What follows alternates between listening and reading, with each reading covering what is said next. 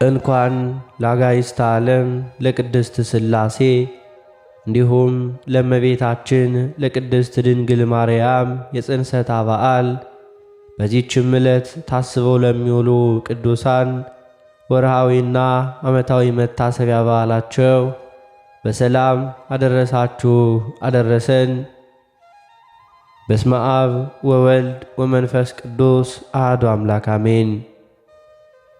የተከበራችሁ የልዑል እግዚአብሔር ቤተሰቦች የእናታችን የቅድስት ድንግል ማርያም የአስራት ያደራ ልጆች የቅዱሳን መላእክት፣ የቅዱሳን ጻድቃን፣ የቅዱሳን ሰማዕታት ወዳጆች በልዑል እግዚአብሔር አምላካችን ፍጹም ሰላምታ እንደምን ቆያችሁ እያልን ከዚህ በመቀጠል በአጋዕዝተ ዓለም በቅድስት ሥላሴ በዓልና በእመቤታችን በቅድስት ድንግል ማርያም የጽንሰታ መታሰቢያ በዓል የነሐሴ 7 ቀን የቅዳሴውን ምስባክና በቅዳሴ ጊዜ የሚነበበውን ምንባብ እናሰማለን። መዝሙር 94 ቁጥር 12 ከክፎች ዘመናት ይወገድ ዘንድ አቤቱ አንተ የገሠጽከው ሕግህንም ያስተማርከው ሰው ምስጉን ነው። ብፁዕ ብእሲ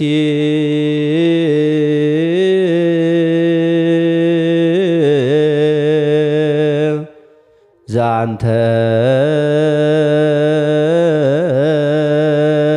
ገሠጽኮ እግዚኦ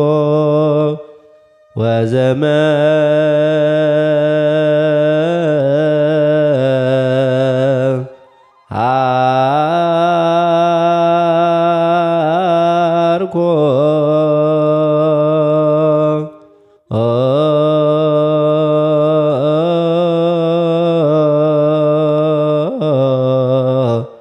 ሕገ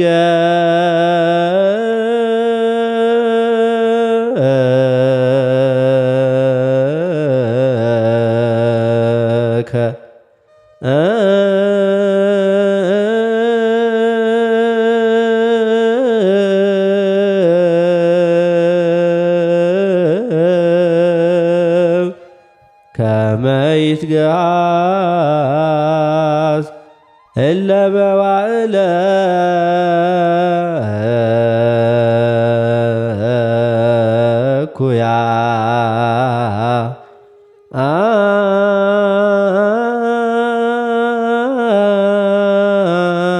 እኩያት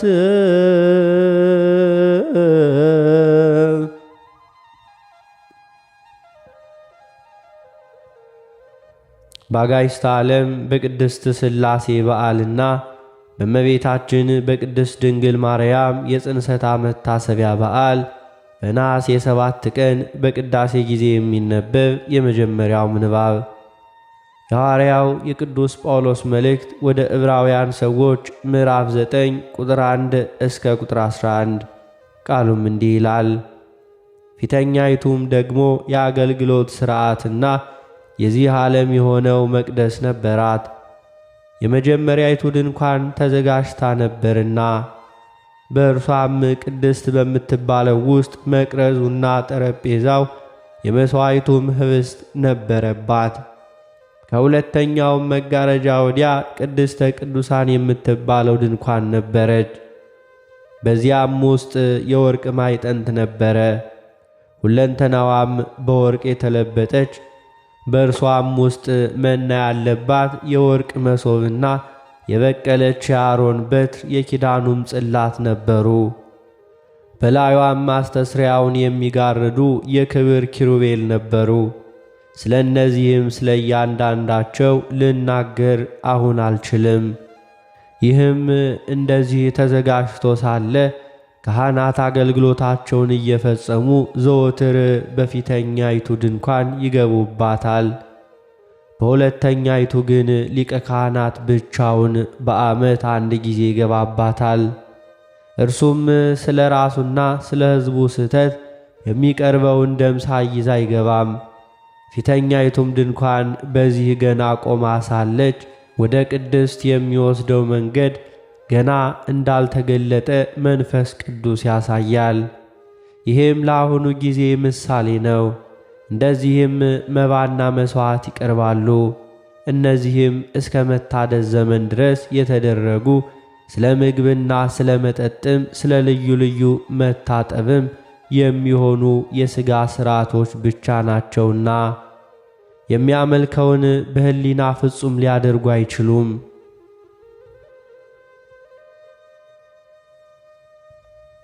በአጋዕዝተ ዓለም በቅድስት ሥላሴ በዓል ዕለትና በእመቤታችን በቅድስት ድንግል ማርያም የጽንሰታ በዓል በነሐሴ 7 ቀን በቅዳሴ ጊዜ የሚነበብ ሁለተኛው ምንባብ የሐዋርያው የቅዱስ ጴጥሮስ መልእክት አንደኛ ጴጥሮስ ምዕራፍ 2 ቁጥር 6 እስከ ቁጥር 18። ቃሉም እንዲህ ይላል። በመጽሐፍ እንዲህ ብሎ ተጽፏልና እነሆ የተመረጠና የከበረን የማዕዘን ራስ ድንጋይ በጽዮን አኖራለሁ፣ በእርሱም የሚያምን አያፍርም። እንግዲህ ክብሩ ለእናንተ ለምታምኑት ነው።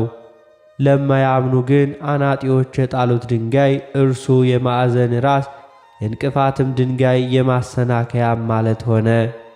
የማያምኑ ስለሆኑ በቃሉ ይሰናከሉበታልና ለዚህ ደግሞ የተመደቡ ናቸው።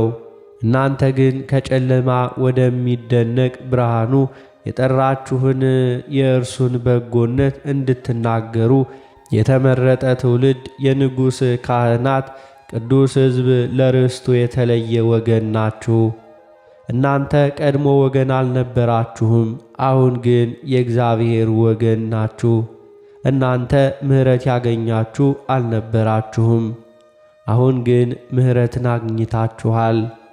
ወዳጆች ሆይ ነፍስን ከሚዋጋ ሥጋዊ ምኞት ትርቁ ዘንድ እንግዶችና መጻተኞች እንደመሆናችሁ እለምናችኋለሁ። ስለሚመለከቱት ስለ መልካም ሥራ ክፉ እንደምታደርጉ በዚያ እናንተን በሚያሙበት ነገር በሚጎበኝበት ቀን እግዚአብሔርን ያከብሩ ዘንድ በአሕዛብ መካከል ኑሯችሁ መልካም ይሁን። ስለ ጌታ ብላችሁ ለሰው ሥርዓት ሁሉ ተገዙ። ለንጉሥም ቢሆን ከሁሉ በላይ ነውና፣ ለመኳንንትም ቢሆን ክፉ የሚያደርጉትን ለመቅጣት በጎ የሚያደርጉትን ለማመስገን ከእርሱ ተልከዋልና ተገዙ። በጎ እያደረጋችሁ የማያውቁትንም ምኞት ዝም ታሰኙ ዘንድ እንግዲህ የእግዚአብሔር ፈቃድ ነውና። አርነት ወጥታችሁ እንደ እግዚአብሔር ባሪያዎች ሁኑ እንጂ የአርነት ለክፋት መሸፈኛ እንዲሆን አታድርጉ። ሁሉን አክብሩ፣ ወንድሞችን ውደዱ፣ እግዚአብሔርን ፍሩ፣ ንጉሥን አክብሩ።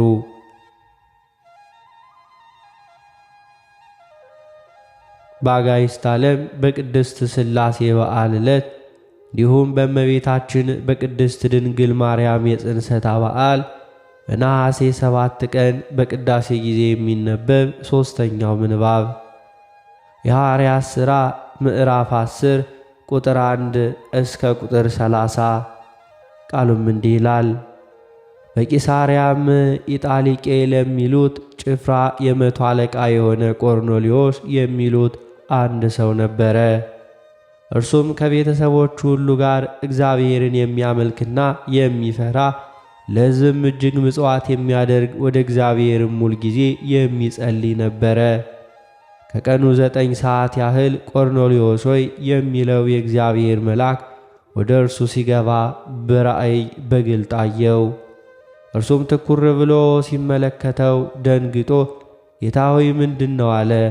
መልአኩም አለው ጸሎትህና ምጽዋትህ በእግዚአብሔር ፊት ለመታሰቢያ እንዲሆን አረገ። አሁንም ወደ ኢዮጴ ሰዎችን ልከህ ጴጥሮስ የሚባለውን ስምዖንን አስመጣ። እርሱም ቤቱ በባሕር አጠገብ ባለው በቁርበት ፋቂው በስምዖን ዘንድ በእንግድነት ተቀምጧል። ልታደርገው የሚገባህን እርሱ ይነግርሃል። የተናገረውን መልአክ በሄደ ጊዜ ከሎሌዎቹ ሁለቱን ከማይለዩት ጭፍሮቹ እግዚአብሔርን የሚያመልክ አንዱን ወታደር ጠርቶ ነገሩን ሁሉ ተረከላቸው። ወደ ኢዮጴም ላካቸው። እነርሱም በነገው ሲሄዱ ወደ ከተማም ሲቀርቡ ጴጥሮስ በ6 ሰዓት ያህል ይጸልይ ዘንድ ወደ ጣራው ወጣ። ተርቦም ሊበላ ወደደ። ሲያዘጋጁለት ሳሉም ተመስጦ መጣበት። ሰማይም ተከፍቶ በአራት ማዕዘን የተያዘ ታላቅ ሸማ የሚመስል ዕቃ ወደ ምድር ሲወርድ አየ። በዚያውም አራት እግር ያላቸው ሁሉ አራዊትም በምድርም የሚንቀሳቀሱ የሰማይ ወፎችም ነበሩበት። ጴጥሮስ ሆይ ተነሳና አርደ ብላ የሚል ድምፅ ወደ እርሱ መጣ። ጴጥሮስ ግን ጌታ ሆይ አይሆንም፣ አንዳች ርኩስ የሚያጸይፍም ከቶ በልቼ አላውቅምና አለ። ደግሞም ሁለተኛ እግዚአብሔር ያነጻውን አንተ አታርክስ የሚል ድምፅ ወደ እርሱ መጣ።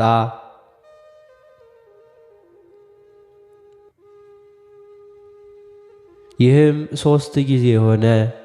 ወዲያውም ዕቃው ወደ ሰማይ ተወሰደ። ጴጥሮስም ስላየው ራእይ ምን ይሆን ብሎ በልቡ ሲያመነታ፣ እነሆ ቆርኔሌዎስ የላካቸው ሰዎች ስለ ስምዖን ቤት ጠይቀው ወደ ደጁ ቀረቡ። ድምፃቸውንም ከፍ አድርገው ጴጥሮስ የተባለው ስምዖን በዚህ እንግድነት ተቀምጧልን ብለው ይጠይቁ ነበር። ጴጥሮስም ስለ ራእዩ ሲያወጣ ሲያወርድ ሳለ መንፈስ እነሆ 3 ሰዎች ይፈልጉሃል፣ ተነስተህ ውረድ፣ እኔም ልኬአቸዋለሁና ሳትጠራጠር ከእነርሱ ጋር ሂድ አለው። ጴጥሮስም ወደ ሰዎቹ ወርዶ እነሆ የምትፈልጉኝ እኔ ነኝ፣ የመጣሁበትስ ምክንያት ምንድን ነው አላቸው። እነርሱም ጻድቅ ሰው እግዚአብሔርንም የሚፈራ በአይሁድም ሕዝብ ሁሉ የተመሰከረለት የመቶ አለቃ ቆርኔሌዎስ ወደ ቤቱ ያስመጣው ዘንድ ካንተም ቃልን ይሰማ ዘንድ ከቅዱሱ መልአክ ተረዳሉት። እርሱም ወደ ውስጥ ጠርቶ እንግድነት ተቀበላቸው። በነገውም ተነስቶ ከእርሱ ጋር ወጣ። በኢዮጴም ከነበሩት ወንድሞች አንዳንዶቹ ከእርሱ ጋር አብረው ሄዱ። በነገውም ወደ ቂሳርያ ገቡ። ቆርኔሌዎስም ዘመዶቹንና የቅርብ ወገኖቹን በአንድነት ጠርቶ ይጠባበቃቸው ነበር። ጴጥሮስም በገባ ጊዜ ቆርኔሌዎስ ተገናኝቶ ከእግሩ በታች ወደቀና ሰገደለት። ጴጥሮስ ግን ተነሳ፣ እኔ ራሴ ደግሞ ሰው ነኝ ብሎ አስነሳው። ከእርሱም ጋር እየተነጋገረ ገባ። ብዙዎችም ተከማችተው አግኝቶ አይሁዳዊው ሰው ከሌላ ወገን ጋር ይተባበር ወይም ይቃረብ ዘንድ እንዳልተፈቀደ እናንተ ታውቃላችሁ። ለእኔ ግን እግዚአብሔር ማንም ሰው እርኩስና የሚያጸይፍ ነው እንዳልል አሳየኝ። ስለዚህ ደግሞ ብትጠሩኝ ሳልከራከር መጣው። አሁንም በምን ምክንያት አስመጣችሁኝ ብዬ እጠይቃችኋለሁ አላቸው። በአጋዕዝተ ዓለም በቅድስት ሥላሴ በዓልና በእመቤታችን በቅድስት ድንግል ማርያም የጽንሰታ በዓል በነሐሴ 7 ቀን በቅዳሴ ጊዜ የሚነበብ የወንጌል ምንባብ የማቴዎስ ወንጌል ምዕራፍ 16 ቁጥር 13 እስከ ቁጥር 24። ቃሉም እንዲህ ይላል።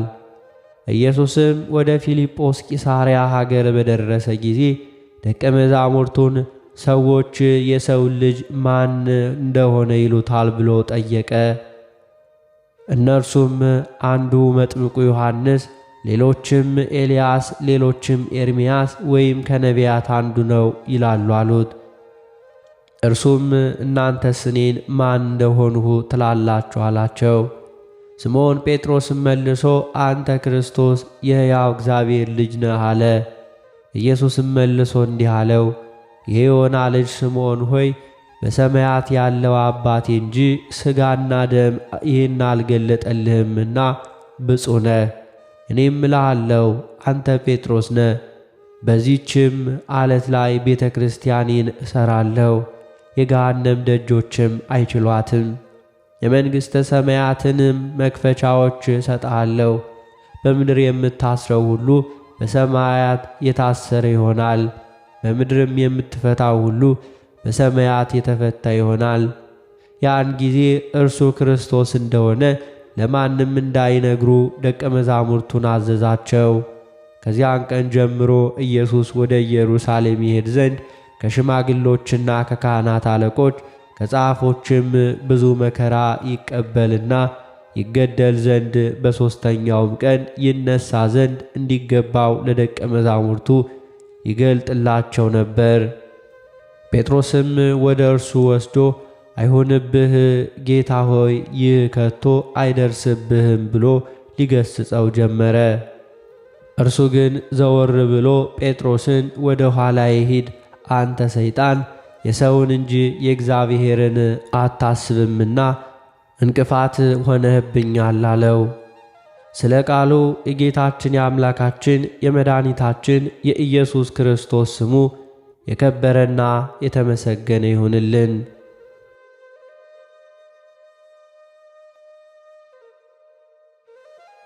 የተከበራችሁ የልዑል እግዚአብሔር ቤተሰቦች፣ የእናታችን የቅድስት ድንግል ማርያም የአስራት ያደራ ልጆች፣ የቅዱሳን መላእክት፣ የቅዱሳን ጻድቃን፣ የቅዱሳን ሰማዕታት ወዳጆች፣ ከዚህ በመቀጠል ስለ እናታችን ስለ ቅድስት ድንግል ማርያም የጽንሰታ ባህል ይህንን እንናገራለን። በስመ አብ ወወልድ ወመንፈስ ቅዱስ አሐዱ አምላክ አሜን። አንድ አምላክ በሚሆን በአብ በወልድ በመንፈስ ቅዱስ ስም እናምናለን፣ ዛሬም ዘውትርም ለዘላለሙ አሜን። ጽንሰታ ለማርያም። ድንግል ሆይ በኃጢአት ፍትወት የተጸነስሽ አይደለም፣ በሕግ በሆነ ሩካቤ ከሐና ከኢያቄም ተወለድሽ እንጂ። ቀደምት የቤተ ክርስቲያን ሊቃውንት እንደጻፉት በእናቷ በሐና በኩል ያሉ የእመቤታችን ቅድመ አያቶቿ ጰጥሪቃና ቴክታ ሲባሉ ሁለቱም ሰዎች ደጋጎችና እግዚአብሔርን የሚፈሩ ምንም መጠራጠር የሌለባቸው በፍጹም ልቦናቸው በአምላካቸው የሚተማመኑ ናቸው። እነርሱም በጊዜው ይቀራሮች የሚባሉ ባለጸጎች ነበሩ። ከዕለታትም ባንዳቸው ጰጥሪቃ ወደ ቤተ መዛግብቱ ገብቶ የሀብቱን ብዛት አይቶ ሚስቱ ቴክታ የሰበሰበውን ገንዘብስ እንኳን ለእኛ ለልጅ ልጅ የሚተርፍ ነበር፣ አንቺም እኔም መካኖች ነንና የሚወርሰን ልጅ የለንም በማለት እርሷን ተናገራት።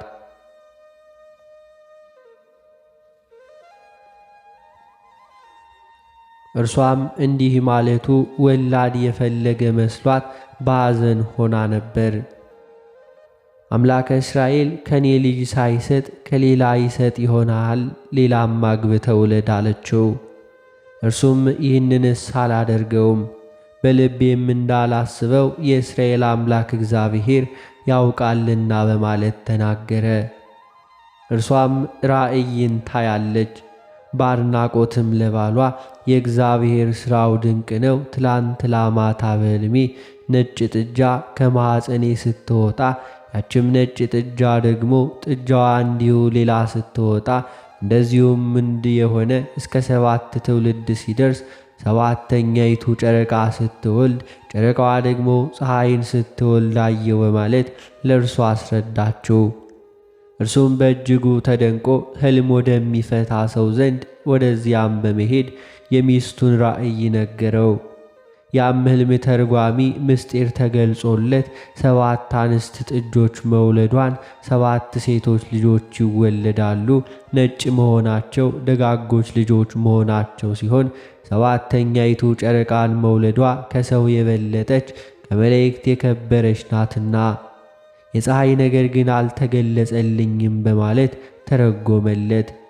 እርሱ ለሚስቱም ነገራት። እርሷ የእስራኤል አምላክ የሚያደርገውን እርሱ ያውቃልና በማለት ፈጣሪዋን አመሰገነች። ከዚያም ጸንሳ ልጅን ወለደች። ስሟንም ሄሜን አላት። ሄሜን ዴደርን ወለደች። ዴዴርም ቶናን ወለደች። ቶናም ሲካርን ወለደች። ሲካርም ሴትናን፣ ሴትናም ሄርሜላን ወለደች። ሄርሜላም የከበረችና የተመረጠች ዓለሙን ሁሉ ለፈጠረ ጌታ አያት ለመሆን የበቃች ሐናን ወለደቻት። ሐና አካለ መጠን ስትደርስ ከይሁዳ ወገን ለተወለደ ኢያቄም ለሚባል ደግ ሰውም አጋቧት።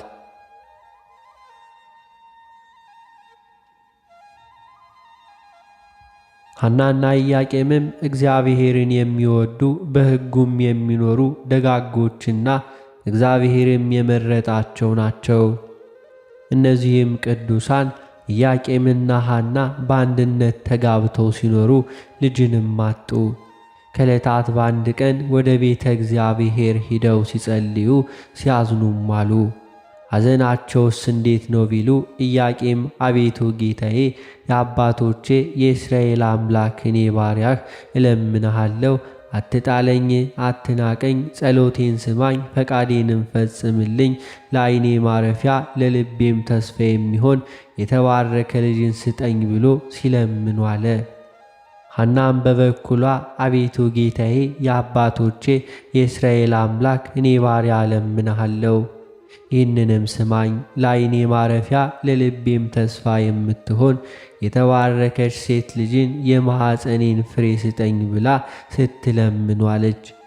እንዲህም ብለው ሲያዝኑ ሲጸልዩ ውለው ርግብ ከልጆቻቸው ጋር ሲጫወቱ አይታ አቤቱ ጌታዬ ለዚችም ግዛት ለሌላት እንስሳ ልጅ የሰጠህ አምላክ ምን ሆነህ ነው እኔንም ልጅ ሳትሰጥ የረሳኸኝ ብላ ምርር ብላም አለቀሰች።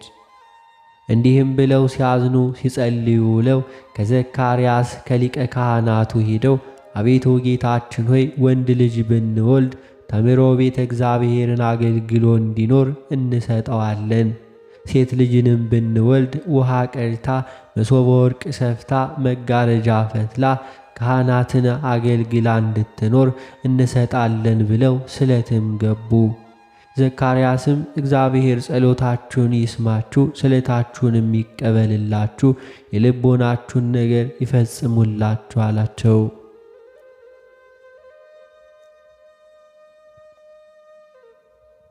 ከዚህም በኋላ ቅድስት ሐናና ቅዱስ ኢያቄም ዕለቱን ራእይ አይተው አደሩ። ሰባቱ ሰማያት እንደ መጋረጃ ተገልጠው ከላይ ሰማይ ነጭ ወፍ ወርዶ በራሴ ላይ ሲቀመጥ አየው ብሎ የተገለጸለትን ለሐናም ነግሯታል። ይኸውም የራእይ ምስጢር ወፍ የተባለው አካላዊ ቃል ኢየሱስ ክርስቶስ ሲሆን ነጭነቱ ንጹሕ ባሕሪ ነው። ከላይ ወርዶ በራሴ ላይ ሲቀመጥ አየው ማለቱ የኢያቄምን ባሕሪ እንደሚያደርግ ሲያጠይቅ ሲሆን ሰባቱ ሰማያት የተባሉት የጌታችን ምልክት ስፋቱ፣ ርቀቱ፣ ልዕልናው፣ እበዩም ናቸው። ሐናም ተገልጾላት ለባሏ ነጭ ርግብ መታ በራሴ ላይ ተቀምጣ ከራሴ ላይም ወርዳ በጆሮዬም ገብታ በማኅፀኔ ስትተኛ አየኋት። ይህንንም የራእይ ምስጢር ርግብ የተባለችው እመቤታችን ቅድስት ድንግል ማርያም ስትሆን ነጭነቷ፣ ንጽሕናዋ፣ ቅድስናዋ፣ ዘላለማዊ ድንግልናዋ ነው። ነጭ ርግብ መታ በራሴ ላይ ተቀምጣ ከራሴ ላይም ወርዳ ወደ ጆሮዬ ገብታ በማኅፀኔም ስትተኛ አየዋት ማለቷ ብስራተ ገብርኤልን በጆሮዋ ሰምታ ቅዱስ አምላክን የምትጸንሰው ንጽሕት ርግብ የተባለችው እመቤታችንን ቅድስት ድንግል ማርያምን የምትወልድ መሆኗን ሲያጠይቅ ነውና።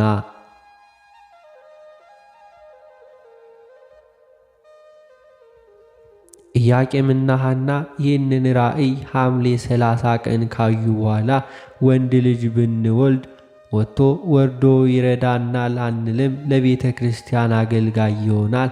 ሴት ልጅም ብንወልድ ለቤተ እግዚአብሔር መጋረጃ ፈትላ ትሰጣለች ብለው ስለትን ከተሳሉ በኋላ ራእይ ያየን ብለው ዕለቱን አልተገናኙም። አዳምና ሔዋን ብዙ ተባዙ ምድርን ምሏት ብሎ የተናገረው አምላክ ለእኛ ይገለጽልናል ብለው ዕለት አልጋ ምንጣፍ ለይተው እስከ 7 ቀን ድረስ ለብቻቸው ሰነበቱ። ነሐሴ በባተ በ7ኛው ቀን ከሰው የበለጠች ከመላእክት ሁሉ የከበረች ልጅን ትወልዳላችሁ ብሎ መልአኩ ቅዱስ ገብርኤል ለሐና ነግሯት በፈቃደ እግዚአብሔር በብስራተ መልአክ እመቤታችን ቅድስት ድንግል ማርያም ነሐሴ 7 እሁድ ተጸንሳለች። በእናቷ ማኅፀን ሳለችም እግዚአብሔር መንፈስ ቅዱስ አዳም ባመጣው መርገም የውርስ ኃጢአት እንዳትያዝ ጠብቋታልና። ከ6 ወራት በኋላ የሐና ጽንሷ እየታወቀ ሲመጣ ጎረቤቶቿ መጽነሷን ይረዱ ዘንድ በአድናቆት ማኅፀኗን ይዳስሱ ነበር። በተለይም ዓይኗ የታወረ የሐና ዘመዶች የአርሳባል ልጅ የምትሆን አንዲት ሴት የሐናን ማኅፀን በዳሰሰች ጊዜ ዓይኔን ያበራልኛል ብላ ብትነካው ዓይኗ በርቶላታል። በታላቅ ደስታም ሐና ሆይ ብፅዕት ይገባሻል፣ ዓለም ከተፈጠረ ጀምሮ እንዳንቺ በማኅፀኑ የዕውራንን ዓይን የሚያበራ የለምና ይህም በማለት አመስግናታለች። ከዚህም በኋላ ዝናዋ በአገር ሁሉ ተሰምቶ ሕሙማን ሁሉ ማኅፀኗን እየዳሰሱ ይፈወሱም ነበር።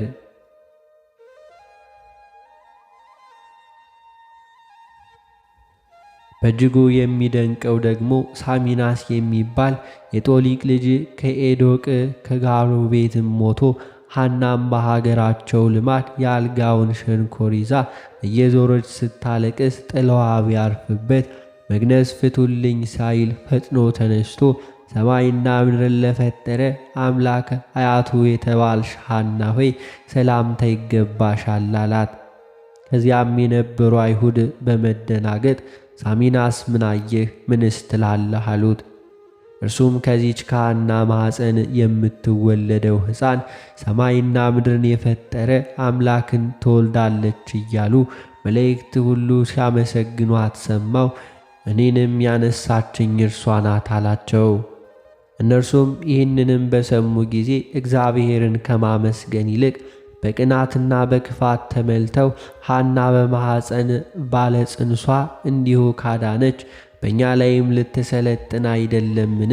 ሳትወልድ አስቀድመን ሐናና ኢያቄምን በድንጋይ ወግረን እንገድላቸዋለን ብለው ተነሳሱባቸው። ያን ጊዜ ታላቁ መልአክ ቅዱስ ገብርኤል ለኢያቄም ተገልጾ ሐናን ሊባኖስ ወደሚባል ተራራ እንዲወስዳት ነገረው። ጠቢቡ ሰለሞን በመንፈስ እግዚአብሔር ተቃኝቶ እመቤታችን ቅድስት ድንግል ማርያም በሊባኖስ ተራራ እንደምትወለድ ተገልጾለት ሙሽራዬ ሆይ ከሊባኖስ ነይ፣ ከሊባኖስ ነይ፣ ከአርማናና ራስ ከሳኔር ከኤርሞን ራስ ከአንበሶችም መኖሪያ ከነብሮችም ተራራ በማለት የተናገረው ትንቢት ሊፈጸም ቅድስት ድንግል ማርያም በ5485 ዓመት ዓለም በሊባኖስ ተራራም ትወልዳለች።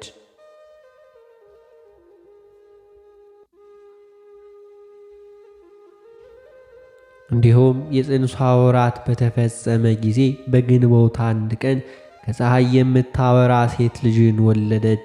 የመልኳም ደም ግባት ከማርና ከሰከር ይልቅ ደስ የሚያሰኝ የመዓዛዋም ሽታ ከሽቱ ሁሉ ይልቅ ይበልጣልና።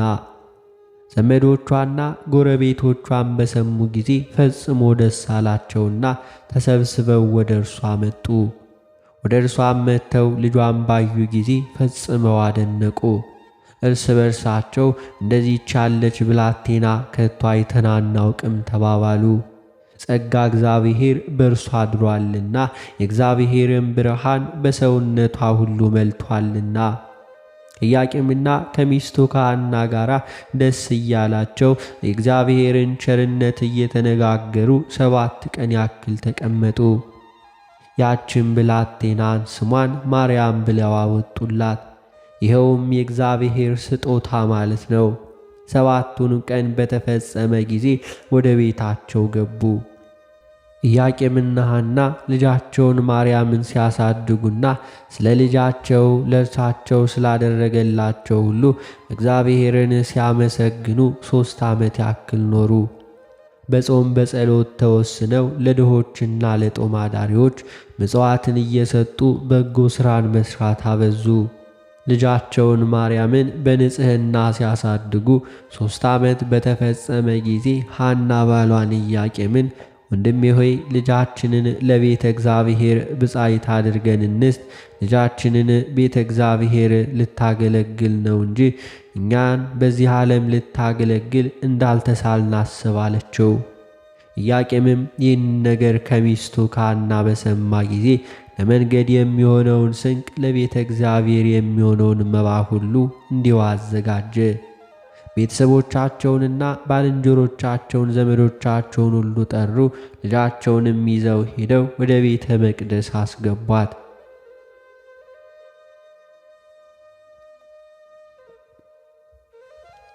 ካህናቱም በቤተ መቅደስ ያሉ ሁሉ ይህን በሰሙ ጊዜ እነርሱን ለመቀበል ወጥተው መንፈሳዊ የሆነ ሰላምታን ሰጧቸው።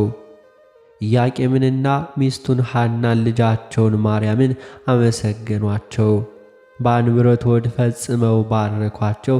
እግዚአብሔር ሐዘናችሁን በእውነት ተቀብሏል፣ ቸር በምትሆን በዚህች ልጅ ደስ አሰኝቷችኋልና አላቸው። እመቤታችንንም ለእግዚአብሔር የተመረጥሽ እናት ንድ ክብርት ፍቅር ይገባሻል አሏት። ታቅፈው ይዘው በታኅሳስ 3 ቀን በእግዚአብሔር ፍቅር ወደ ቤተ መቅደስ አስገቧት። ልመናዋ ክብሯ ለዘላለሙ በእውነት በሁላችን ይደርብን፣ ዛሬም ዘውትርም ለዘላለሙ አሜን።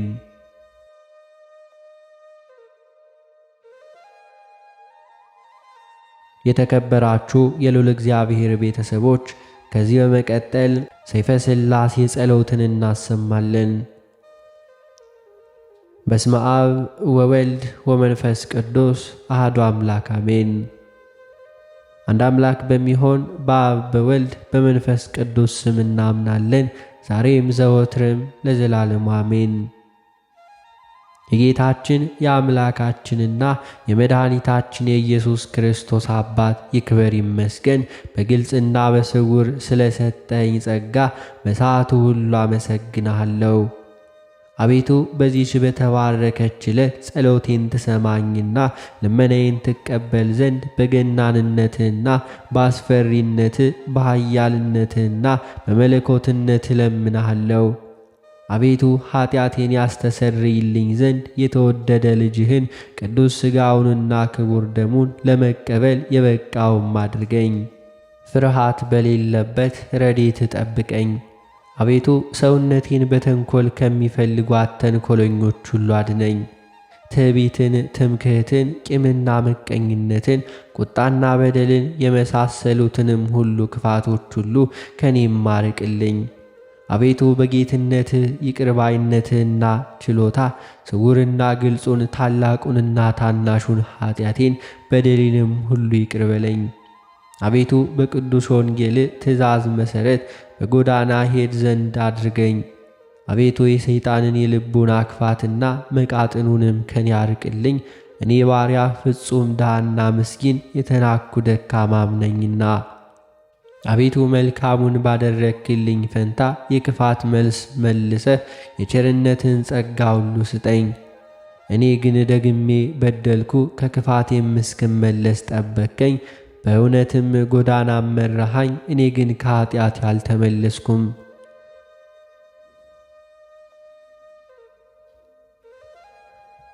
አሁንም አቤቱ እንደ ቸርነት ይቅር እንድትለኝና በክንፈ ረድኤትህም ትሰውረኝ ዘንድ ቅዱስ ፈቃድህን እማልዳለሁ ወይንም እጠይቃለሁ።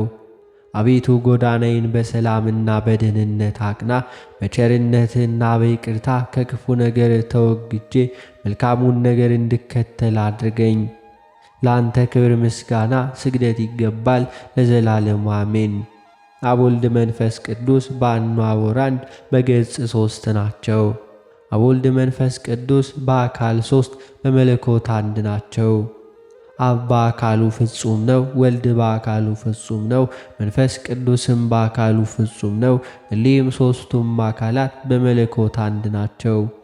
ቅዱስ ቅዱስ ቅዱስ እግዚአብሔር ኃያልና የሚያስፈራ ዓይኑ እንደ እሳት የሚነድ እርሱ አንድ ቅዱስ ነው። ቅዱስ ቅዱስ ቅዱስ እግዚአብሔር የራስ ፀጉሩ እንደ በረድ የነጻ እንደ ሰርዲኖስና እንደ ኢሰጲ ድንቁ የከበረ እርሱ አንድ ቅዱስ ነው። ቅዱስ ቅዱስ ቅዱስ እግዚአብሔር የመቅደሱ አጥር በእሳት የታጠረ እርሱ አንድ ቅዱስ ነው። ቅዱስ ቅዱስ ቅዱስ እግዚአብሔር በጠላት ፊት የማይበገር እርሱ ቅዱስ ነው። ቅዱስ ቅዱስ ቅዱስ እግዚአብሔር ጠፈርን ያለ ምሰሶ መሬትን ያለ መሠረት ፈጥሮ ያለ ድጋፍ በቃል ብቻ ያጸና እርሱ አንድ ቅዱስ ነው። ቅዱስ ቅዱስ ቅዱስ እግዚአብሔር ሁሉንም በየወገኑ የሚገዛ እርሱ አንድ ቅዱስ ነው። ቅዱስ ቅዱስ ቅዱስ እግዚአብሔር መንግሥቱ የማያልፍ ግዛቱም ለትውልድ ትውልድ የሚኖር እርሱ አንድ ቅዱስ ነው። ቅዱስ ቅዱስ ቅዱስ እግዚአብሔር የሦስትነቱ ሥርዓት የማይለዋወጥና ለሦስትነቱ ምስጋና ይግባውና እርሱ አንድ ቅዱስ ነው። ቅዱስ ቅዱስ ቅዱስ እግዚአብሔር መባረቅት የሚላኩለት ነጎድጓድ የሚያመሰግኑት እርሱ አንድ ቅዱስ ነው። ቅዱስ ቅዱስ ቅዱስ እግዚአብሔር ሦስት ሲሆን አንድ ሲሆን ሦስት የሚሆን እርሱ አንዱ ቅዱስ ነው።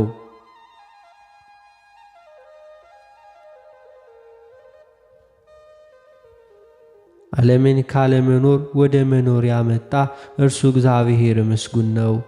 ቁጣውን በቸርነቱ ባሕር የሚያሰጥም እርሱ እግዚአብሔር ምስጉን ነው። የመቅሰፍቱንም እሳት በይቅርታ ውኃ የሚያጠፋ እርሱ እግዚአብሔር ምስጉን ነው። የማይቀየም የዋህ ንስሐን የሚወድ እርሱ እግዚአብሔር ምስጉን ነው። ኀጢአትን በቸርነቱ ጥላ የሚሸፍን እርሱ እግዚአብሔር ምስጉን ነው። አበሳችን በቸርነቱ ጉድጓድ የሚደፍን እርሱ እግዚአብሔር ምስጉን ነው። በደልን በትዕግሥቱ መጋረጃ የሚጋርድ እርሱ እግዚአብሔር ምስጉን ነው። እርሱ ለብቻው ምስጋና ይገባዋል፣ ለመንግሥቱም ምዘዝ ይገባል። ለሦስትነቱ ክብር ይገባል፣ ለካህሊነቱ ኃይል ይገባል፣ ለመለኮቱም ሥልጣን ይገባል። መለኮት በገጽ ሦስት ሲሆን በአንድ ክህሎት ሰማይና ምድር ባሕርም በውስጡ የሚገኙትን ሁሉ የፈጠረ እርሱ ነውና። መለኮት በአካል ሦስት ሲሆን በባሕርይ አንድ ነው። ስለሆነም በአንድነቱ ኅብረት ብርሃንን ከጨለማ የለየ እርሱ ነው። መለኮት በስሉስ አካሉ ሰውን ባሕርያችንና በምሳሌያችን እንፍጠር ብሎ አዳምን የፈጠረ እርሱ ነው። ዳግመኛም ሥላሴ አዳም ከእኛ እንዳንዱ ሆናሉ።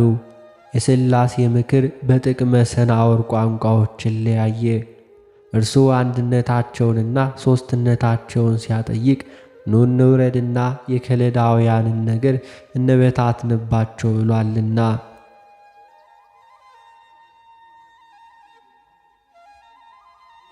ሥላሴ ወይንም ሦስትነት ከመለኮት የአንድነት አነዋወር ሳይነዋወጽ በሦስት ሰዎች አምሳል በቤተ አብርሃም ተስተናገደ።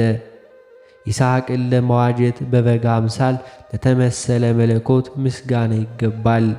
ከዔሳው ይልቅ የያዕቆብን ስነ ባሕርይ የመረጠ እንዲሁም በመሰላል ላይ ሆኖ ለተገለጸለት መለኮት ምስጋና ይገባል። ሰዋሰው የተባለችው ከመለኮታዊ ፀሐይ ጋር የመለኮት አዳራሽ በማኅፀኗ የተወሰነ የቅድስት ማርያም አምሳል ነው። ለእርሷም በሰማይና በምድር በባሕርና በቀለያት ሁሉ አገልግሎትና ምስጋና ይገባል ለዘላለሙ አሜን። ዳግመኛም ጎህ እስኪቀድ ድረስ ለዚህ ለተመረጠ ሰው ያዕቆብ በጎበዝ ሰው አምሳል ለተገለጸ መለኮት ምስጋና ይገባል። በዚያን ጊዜ ስለ ምስጢረ ትብስይቱ ሲታገለው ሰው አምላክ ሰው ለመሆን ምስጢር በሰውና በእግዚአብሔር መካከል ዕድል ገጠመ ሲል አመለከተው። ይህንንም ቃል መሠረት በማድረግ ሁሉንም ፈጸመ። በወንጌል እንደተናገረው የእግዚአብሔር ልጅ የሰው ልጅ ተብሏልና። በይሁዳ ዕጣ የአንበሳ ልጅ ተብሎ የተሰየመ መለኮት ለእርሱ ምስጋና ይገባል። ከተሸጠ ዮሴፍ ጋር ላልተለየ መለኮት ምስጋና ይገባል። በታላቅ ኃይልና በጽኑ ክንድም 12 ነገደ እስራኤል ከባርነት ነፃ ላወጣ መለኮት ምስጋና ይገባል። እርሱ አብ አሕዛብ በኃይሌ በማዳኔ ይተማመናሉ፣ እውነት በእርሱ ጸንታ ትኖራለች ብሎ እንደተናገረ መዝራዕት የተባለም አብ አንድ ልጁ የሚሆን ወልድ ነው። እንጨቱን ባለማቃጠል በእንጨት ላይ የሚታይ ነደ እሳት አምሳል ለሙሴ በተገለጸለት የእግዚአብሔር መልእክተኛ ምስጋና ይገባል። እጸጳጦስ የተባለችው ድንግል ማርያም ስትሆን መልአክ የተባለውም የእግዚአብሔር ልጅ ነው። የአብ ልጅ እርሱ መለኮታዊ አካሉ ፍጹም እሳት የሆነ የአምላክነት ባሕርይ ያለው በሐር ግምጃ ላይ ተዋህዶ የሚያበራ ንጹሕና ጽሩይ ብርሃን ነው።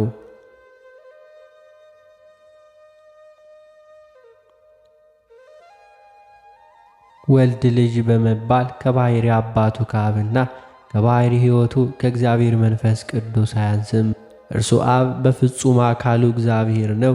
የእግዚአብሔር ቃል እሳት ነውና መለኮታዊ አካሉም እሳተ ነበልባል ነው። አብ አባቱ በመሆኑ ከባሕሪ ልጁ ከእግዚአብሔር ወልድና ከባሕሪ ሕይወቱ ከእግዚአብሔር መንፈስ ቅዱስ አይበልጥም። እርሱ መንፈስ ቅዱስ እግዚአብሔር ነው። መለኮታዊ አካሉ ፍጹም እሳት ነው። ከአብ ጋራ በትእዛዝ አንድ በሥልጣንም ትክክል ነው። እሊህም ገዢዎች በገጽ 3 በፈቃድ አንድ ናቸው። በመለኮትና በማንኛውም ስነ ባሕሪ ሁሉ ፍጹም ልዩነት የላቸውም። አንደኛው ከሁለተኛው፣ ሁለተኛው ከሦስተኛው ሳይለይ በመለኮት አንድ ናቸው እንጂ እነርሱም አንድ አምላክ ናቸው። የአብ ሕልውና ከወልድ ከመንፈስ ቅዱስ ጋር አንድ ነው። የወልድም ሕልውና ከአብ ከመንፈስ ቅዱስ ጋር አንድ ነው። የመንፈስ ቅዱስ ሕልውና ከአብ ከወልድ ጋር አንድ ነው። የአብ መንግሥት ከወልድ ከመንፈስ ቅዱስ ጋር ትክክል ነው። የወልድም መንግሥት ከአብ ከመንፈስ ቅዱስ ጋር ትክክል ነው። የመንፈስ ቅዱስ መንግሥት ከአብ ከወልድ ጋር ትክክል ነው። የአብ መለኮት ከወልድ ከመንፈስ ቅዱስ ጋር አንድ ነው። የወልድ መለኮት ከአብ ከመንፈስ ቅዱስ ጋር አንድ ነው። የመንፈስ ቅዱስ መለኮት ከአብ ከወልድ ጋር አንድ ነው። የአብ ሥልጣን ከወልድ ከመንፈስ ቅዱስ ሥልጣን አይለይም። የወልድም ሥልጣን ከአብ ከመንፈስ ቅዱስ ጋር ሥልጣን ልዩነት የለበትም። የመንፈስ ቅዱስ ሥልጣን ከአብ ከወልድ ሥልጣን ፈጽሞ አይለይም። የአብ ባሕሪ ከወልድ ከመንፈስ ቅዱስ ጋር አንድ ነው። የወልድም ባሕሪ ከአብ ከመንፈስ ቅዱስ ጋር አንድ ነው። የመንፈስ ቅዱስ ባሕሪ ከአብ ከወልድ ጋር አንድ ነው። በዚህም በሥላሴ አንድነት ስሉስ ቅዱስ ስለ ሦስትነታቸው ብለው በየጊዜውና በየሰዓቱ ለዘወትር ፈጽመው ይቅር ይበሉን። እንዲሁም ነፍሳችንንም አደራ እንሰጣለን። ይቅርታቸውና ሀብተ ረድኤታቸው በሁላችን ሕዝበ ክርስቲያን ጋር ይኑር ለዘላለሙ አሜን።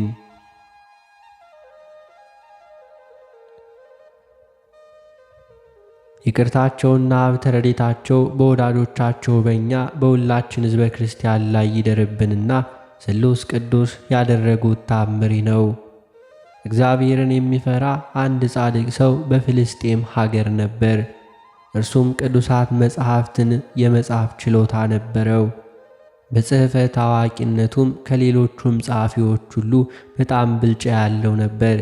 ከዕለታትም በአንደኛው ቀን በበጎ ሥራው ሁሉ የተደነቀ አንድ አገረ ገዥ መጥቶ አንተ ደህነኛ የሆንክ ወንድሜ ሆይ ሰይፈ ሥላሴ የሚባል መጽሐፍን ትጽፍልኝ ዘንድ ወደ አንተ መጥቻለሁ በማለት ጸሐፊውን ጠየቀውና እሺ በጎም አሰኘው።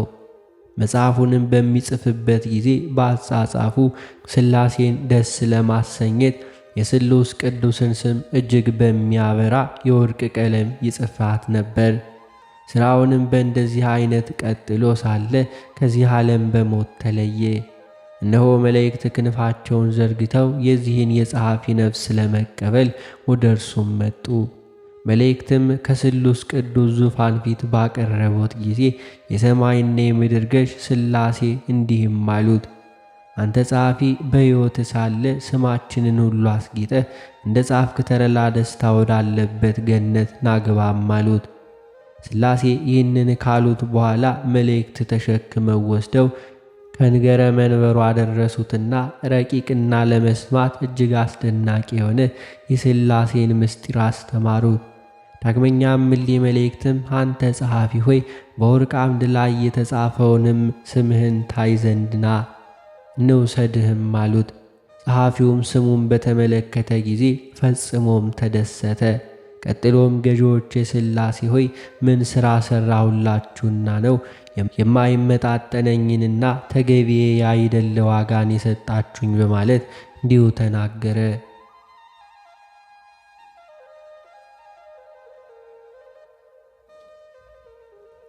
ዳግመኛም ስሉስ ቅዱስ አንተ መልካም ጸሐፊ፣ አንተስ መልካሙን ሁሉ አደረክልን፣ ካንተ በቀር የቀረ የለም። በሕይወትም ሳለ ቅዱስ መጽሐፍ በምትጽፍበት ጊዜ ስለ ስማችን ታላቅ ክብር ሰጥተዋልና አሉት።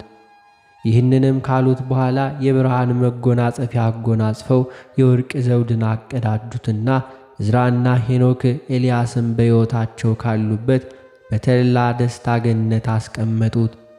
የተወደዳችሁ ወንድሞች ሆይ እንግዲህ ሥላሴ በሰማይ በሕይወት አዳራሽ ያስገቡን ዘንድ ስማቸውንም እናክብር፣ ከፍ ከፍም እናድርግ። ዳግመኛም አሸናፊ ለሚሆን ስማቸው እንገዛ። የእሳት ሰይፋቸውን መዘው ባሉ መላእክትም እጅ ይጠብቁንና ከድንገተኛም ሞት ይሰውሩን ዘንድ ነው። ይቅርታቸውና አብትሬታቸው በወዳጆቻቸው በሁላችን ሕዝበ ክርስቲያን ላይ ይኑር ዛሬም ዘወትርም ለዘላለሙ አሜን። አባታችን ሆይ በሰማያት የምትኖር፣ ስምህ ይቀደስ፣ መንግሥትህ ትምጣ፣ ፈቃድህ በሰማይ እንደሆነች እንዲሁም በምድር ትሁን። የዕለት እንጀራችንን ስጠን ዛሬ፣ በደላችንንም ይቅር በለን እኛም የበደሉንን ይቅር እንደምንል። አቤቱ ወደ ፈተናም አታግባን፣ ከክፉ ሁሉ አድነን እንጂ መንግሥት ያንተ ናትና፣ ኃይል፣ ክብር፣ ምስጋና ለዘላለሙ አሜን። እመቤታችን ቅድስት ድንግል ማርያም ሆይ በመልአኩ በቅዱስ ገብርኤል ሰላምታ ሰላም እንልሻለን። በሐሳብሽ ድንግል ነሽ፣ በሥጋሽም ድንግል ነሽ። የአሸናፊ እግዚአብሔር እናት ሆይ ሰላምታ ላንቺ ይገባሻል። ከሴቶች ሁሉ ተለይተሽ አንቺ የተባረክሽ ነሽ፣ የማኅፀንሽ ፍሬ የተባረከ ነው። ጸጋን የተመላሽ ቅድስት ሆይ ደስ ይበልሽ፣ ልዑል እግዚአብሔር ከአንቺ ጋር ነውና ከተወደደው ልጅሽ ከጌታችን ከመድኃኒታችን ከኢየሱስ ክርስቶስ ዘንድ ይቅርታና ምሕረቱን ለምኝልን ኃጢአታችንንም ያስተስርይልን ዘንድ ለዘላለሙ አሜን።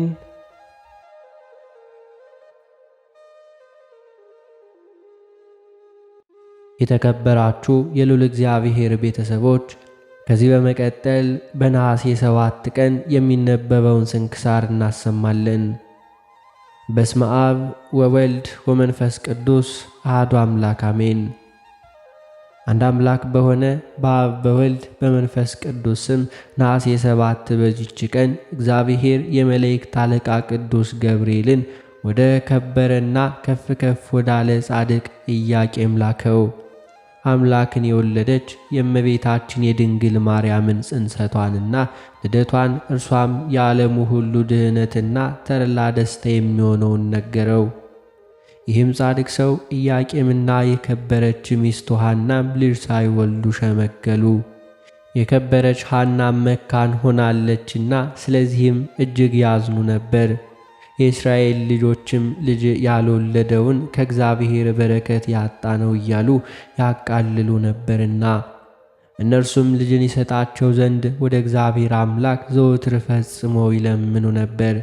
ከዚህም በኋላ ወንድ ልጅን ወይንም ሴት ልጅንስ ቢወልዱ ለእግዚአብሔር ቤት አገልጋይ ሊያደርጉ ስለትም ተሳሉ።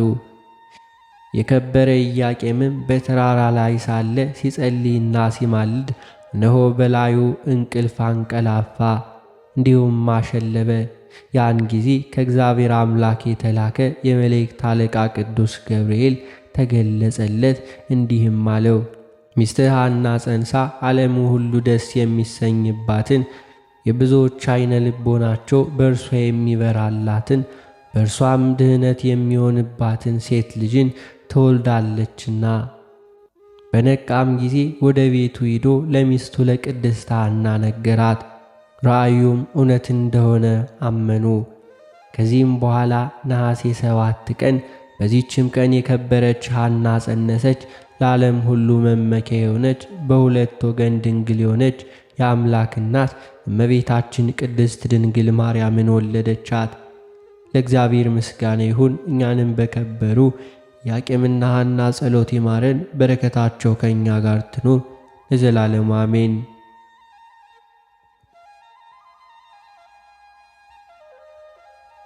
በዚህችም ቀን የሐዋርያት አለቃ የከበረው ሐዋርያው ጴጥሮስ በዓሉ ነው። በዚህችም ቀን ጌታችን የሕያው እግዚአብሔር ልጅ ክርስቶስ እርሱ እንደሆነ በሐዋርያት መካከል ታምኗል።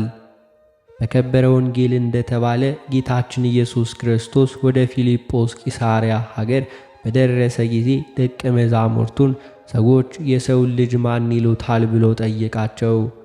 እርሱም ልብን ኩላሊትን የሚመረምር ሰዎች የሚያስቡትን ሁሉ የሚያውቅ ሲሆን ያን ጊዜ ሐዋርያት ተጠራጣሪዎች ስለነበሩ ስለዚህም ያሰቡትን በልባቸው ያለውንም ሁሉ እንዲናገሩ ከከተማ ውጭም ሁሉ አወጣቸው። ከእነርሱም ኤልያስ እንደሆነ የሚያስቡም አሉ፣ ወይንም ከቀደሙ ነቢያት አንዱ ነው የሚሉም ነበሩ። ጴጥሮስ በእነርሱ ላይ ተቆጥቶ ለምን እንዲህ ታስባላችሁ? እርሱ የሕያው እግዚአብሔር ልጅ ክርስቶስ ነው እንጂ አላቸው። ስለዚህም የጴጥሮስ ሃይማኖት በመካከላቸው ይገለጥ ዘንድና ግልጥ ሊደረግ ወደ ውጭ አወጣቸው። እንዲሁም በጠየቃቸው ጊዜ ኤልያስ እንደሆንክ ወይንም ከቀደሙ ነቢያት አንዱ እንደሆንክ ሰዎች ይናገራሉ በማለት እነርሱ የልባቸውን ተናገሩ። ጴጥሮስ ግን አንተ የሕያው እግዚአብሔር ልጅ ክርስቶስ ነህ ብሎ በእውነት ምስክር ሆነ። ስለዚህም ጌታችን አመሰገነው፣ የመንግሥተ ሰማያትንም ቁልፍን ሰጠው። ከዚያም ቀን ወዲህ የሐዋርያት ሁሉ አለቃ ሆነ። በእርሱም የሊቃነ ጳጳሳት፣ የኤጲስቆጶሳት፣ የቀሳውስትና የዲያቆናት ሹመት ተሰጠ። የቤተ ክርስቲያንም መሠረት ተባለ። ለእግዚአብሔር ምስጋና ይሁን። እኛንም በጌቶቻችን ሐዋርያት ጸሎት ይማረን፣ በረከታቸውም ትድረሰን ለዘላለም አሜን።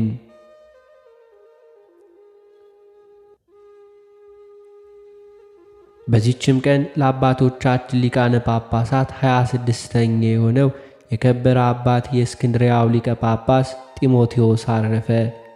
ይህም ቅዱስ በእስክንድርያ ሀገር ሊቀ ጳጳሳት ይሆን ዘንድ የክብር ባለቤት ጌታችን ኢየሱስ ክርስቶስ መርጦት ተጋዳይ የነበረ አባ ዲዮስቆሮስን በደሴተ ጋራን ካረፈ በኋላ ሊቀ ጵጵስና ተሾመ።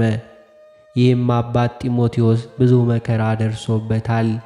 ንጉሥ መርቅያን ለእስክንድርያ ሀገር ሌላ መናፍቅ ሊቀ ጳጳስ ሹሞ አባ ጢሞቴዎስን አስቀድሞ አባ ዲዮስቆሮስ ተሰዶባት ወደ ነበረችው ደሴተ ጋግራ ጋዘው። መርቅያስም ከሞተ በኋላ የእስክንድርያ ሰዎች ተነስተው መርቅያስን የሾመውን ሊቀ ጳጳስ ገደሉት። አባ ዲዮስቆሮስ እንዳዘዘ አባ ጢሞቴዎስን መልሰው ሾሙት። ከዚህም በኋላ የመርቅያስ ልጅ ልዮን ነገሰ። ያን ጊዜ አባ ጢሞቴዎስን ሁለተኛ ወደ ደሴተ ጋግራ ጋዘው። በዚያም 10 ዓመት ያክል ኖረ።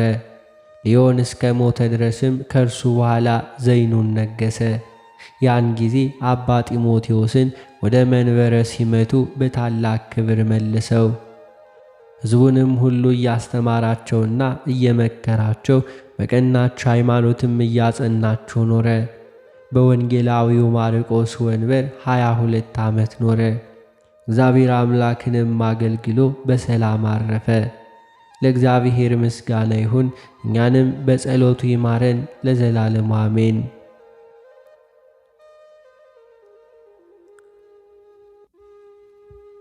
በዚህችም ቀን የራሔል ልጅ ዮሴፍ ተወለደ።